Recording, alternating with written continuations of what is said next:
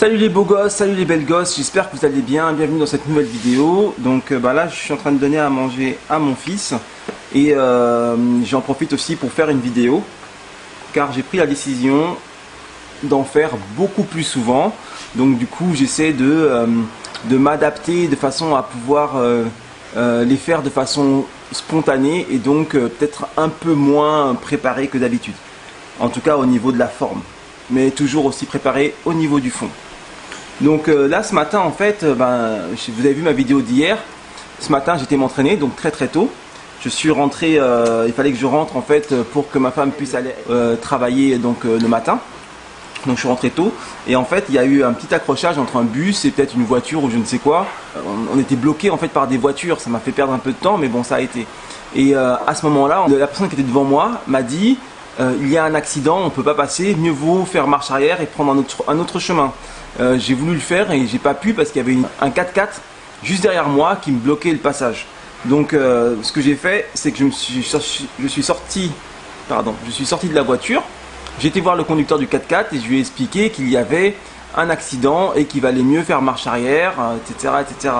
Et en fait, lorsque j'ai vu ce type dans son 4x4, donc ça devait être un cadre supérieur sans doute, hein, parce qu'il avait une chemise, il était propre sur lui, une chemise, cheveux un peu gominés et tout. Et ce qui m'a frappé en fait, c'est le regard qu'il m'a porté. Il m'a porté un regard très vide, un regard en fait un peu hautain, mais surtout en fait qui était caractérisé par un vide, comme s'il était lointain, comme si en fait, alors pardon. Après bien sûr il a retrouvé ses esprits et on a pu échanger, mais son regard de premier abord m'a vraiment frappé.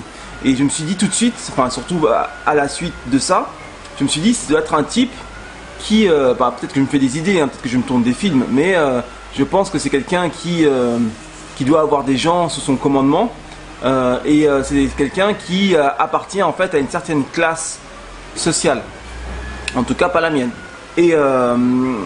Et c'est là où je me suis dit, mince alors, les gens qui bossent avec lui, s'il est comme ça avec les gens qui bossent avec lui, ou avec les femmes en l'occurrence, qui bossent avec lui, s'il les traite comme ça en fait en les regardant avec ce vide et avec ce côté hautain et tout, comment les gens qui bossent avec lui doivent se sentir?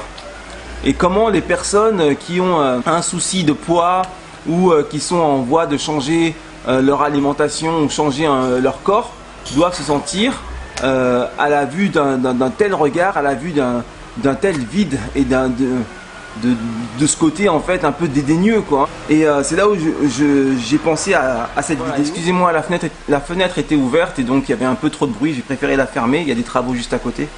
Donc comme je disais, je pensais à ce type et je pensais aux gens qui bossaient avec lui.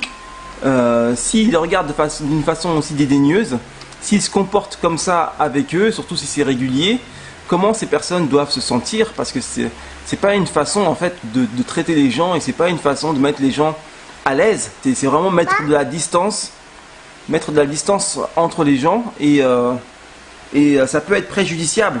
Si vous n'avez pas un fort mental, si vous n'êtes pas sûr de ce que vous êtes et de ce que vous valez, vous risquez d'en prendre un coup.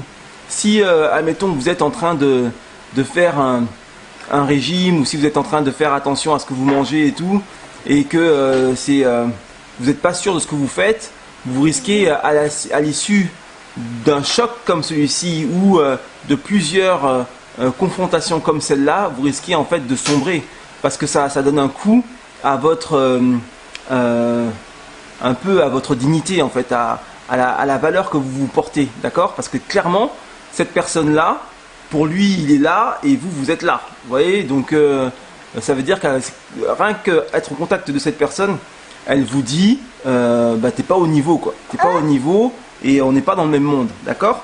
Donc c'est frustrant et il faut faire attention à ça, il faut faire attention en fait à la valeur que vous vous portez, à la valeur que vous vous accordez.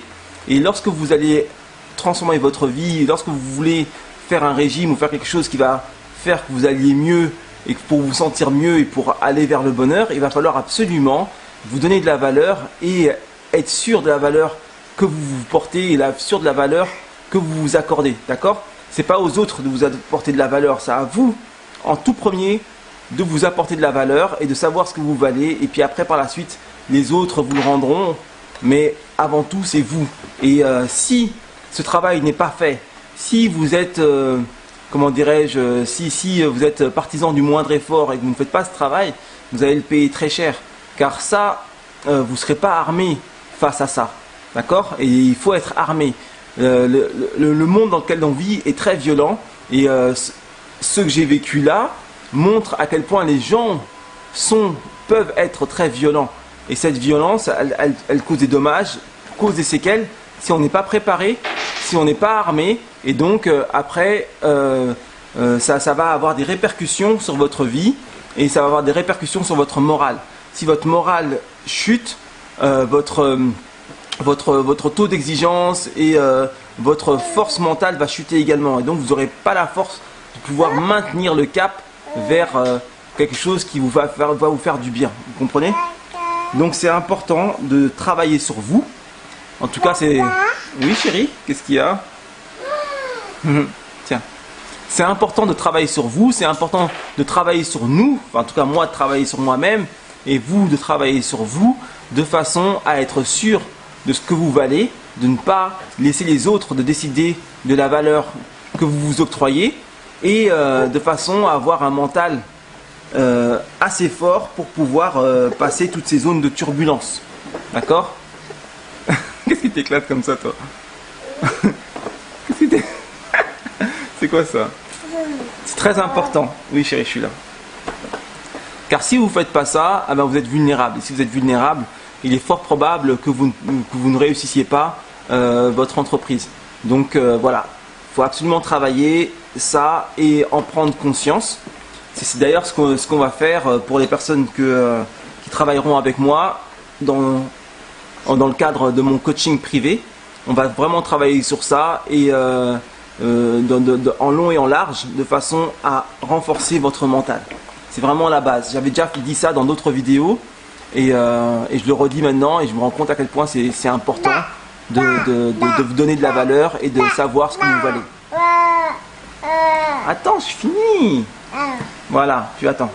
Ok. Tu attends. Ouais. Ok. Donc je vous dis à très vite pour une autre vidéo. D'ici là, portez-vous bien. Restez beau, restez fort. N'hésitez pas à liker, abonnez-vous si ce n'est pas déjà fait. Et je vous dis à très vite. Ciao, ciao.